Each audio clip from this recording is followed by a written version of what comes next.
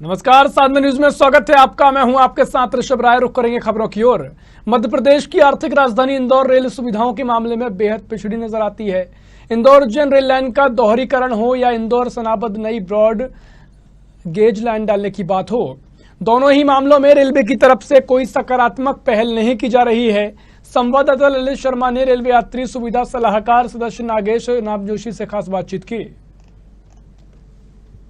मैं समय इंदौर में मौजूद हूँ। हमारे साथ है नागेश नामजोशी जी, रेलवे यात्री सलाहकार समिति के सदस्य रहे, पिछले 40 सालों से रेलवे से जुड़े हुए हैं। आइए सीधे बात करते हैं। नागेश जी, स्वागत है आपका साधना न्यूज़ में।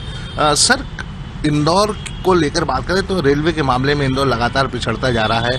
इंदौर सनाबद रेल लाइन की बात करें या इंदौर उज्जैन दोहरीकरण की बात करें, कहाँ दिक्कत आ रही? क्योंकि आप 40 सालों से लगातार सुमित्रा महाजन जी के साथ भी रहे और आप लगातार प्रयास कर रहे हैं इंदौर के, लेकिन उसके बावजूद भी कहीं कोई सफलता हासिल होते हुए नहीं दिख रही है। जहाँ तक सनावद का सवाल है, सनावद में मैं जहाँ तक समझता हूँ रेल अधिकारी ही इंटरेस्टेड नहीं है। इसका छोटा सा उदाहरण है, 1996 में जब कलमाड़ी जी रेल राज्य मंत्री थे तब उन्होंने इस घाट के सेक्शन का सर्वे करवाने के लिए शिलान्यास किया था इंदौर में। 96 से लेके आज 2021 तक ये सर्वे ही चल रहे हैं। पहला सर्वे अप्रूव हुआ, फिर उसमें कोई दिक्कत खड़ी कर दी। दूसरा सर्वे अप्रूव हुआ, फिर उसमें दिक्कत खड़ी करी। तीसरे में अब 1 in 150 के लिए सर्वे किया गया जो अब अप्रूव हुआ है।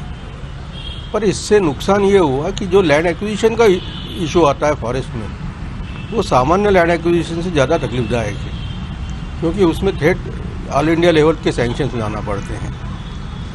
1 in 100 में हमने सैंक्शंस बिठवा के रेल अधिकारियों और फॉरेस्ट वालों को बिठा के सैंक्शंस कराए थे टाई ने। उसके बाद वहाँ कोई बैक वाटर की वजह से फिर उसका अलाइनमेंट बदलना पड़ा। अब किसी अधिकारी ने ये कह दिया कि हमें 1 in 150 का ग्रेडियंट चाहिए। फिर सर्वे हुआ, फिर ये 1.5 साल से उस सर्वे के चक्कर में अब जाके रेलवे बोर्ड ने उसको अप्रूव करा। तो क्या लगता है आप, कहीं ना कहीं ये रेलवे अधिकारियों की लापरवाही है? क्योंकि इससे इंदौर, क्योंकि व्यापार का हब है और इंदौर लगातार पिछड़ता जा रहा है। यदि ये कनेक्टिविटी चालू हो जाती है, क्योंकि सनावद तक तो रेल लाइन डल गई है ब्रॉडगेज, तो कहीं ना कहीं साउथ से हम सीधे जुड़ जाएंगे।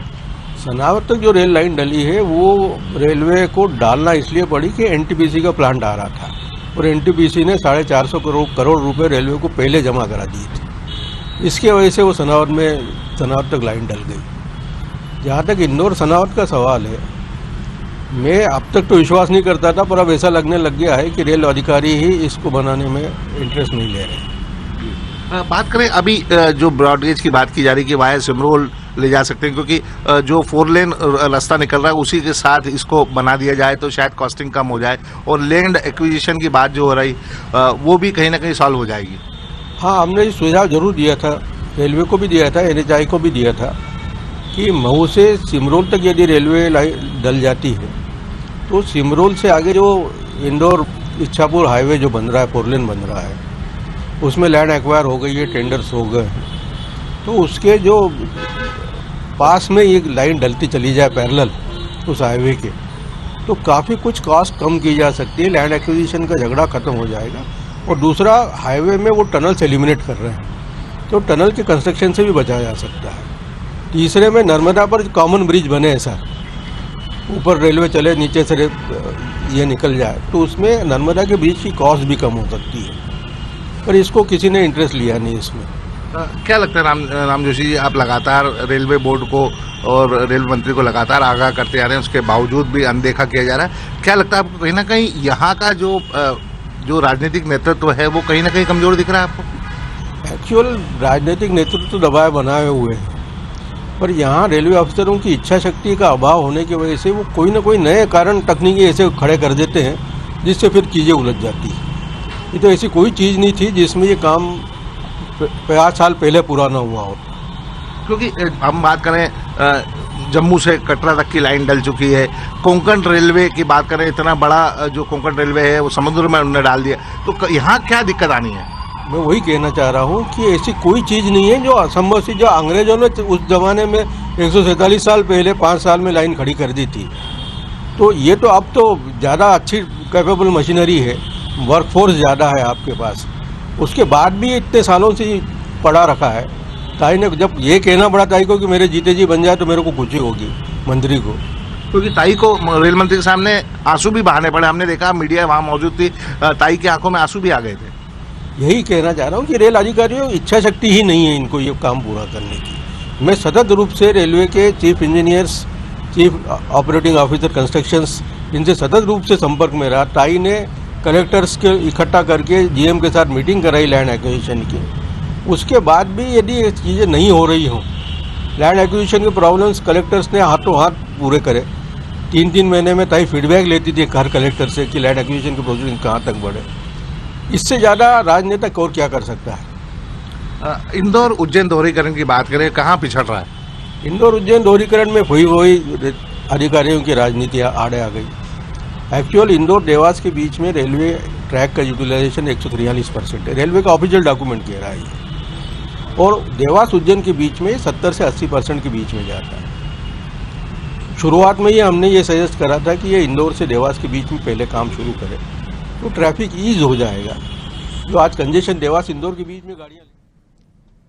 राजपुर के जनपद पंचायत सदस्य नीरज तिवारी ने जिला शिक्षा अधिकारी के नाम ब्लॉक शिक्षा अधिकारियों को ज्ञापन सौंपा। जनपद सदस्य नीरज तिवारी ने कहा कि शासकीय प्राथमिक शाला कवर्ड अलखडीहा से 8 किलोमीटर की दूरी है। ऐसे में विद्यार्थियों को लंबी दूरी तय करने में काफी परेशानियों का सामना करना पड़ता है। ग्राम पंचायत कवर्ड के प्राथमिक शाला का उन्नयन कर माध्यमिक शाला खुलने से विद्यार्थियों को राहत मिलेगी। ग्रामीणों ने ग्राम सभा में प्राथमिक शाला का उन्नयन कर पूर्व माध्यमिक शाला खोलने का प्रस्ताव पारित किया है। प्राथमिक शाला कौड़ू में है पहले से, और माध्यमिक शाला ना होने की वजह से वहाँ के बच्चे 7-8 किलोमीटर दूर अलखडीहा स्थित माध्यमिक शाला में जाते हैं।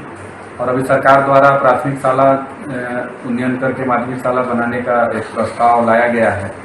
जहाँ आवश्यकता है वहाँ बनाने का, इसी स्तर पर मैंने भी आज जिला शिक्षा अधिकारी महोदय और हमारे विकासखंड शिक्षा अधिकारी जी को एक आवेदन दिया है।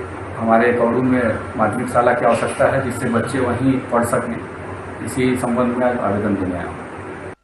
प्राथमिक शाला कौड़ू को माध्यमिक शाला में उन्नयन के लिए एक जनप्रतिनिधि के द्वारा आवेदन दिया गया है।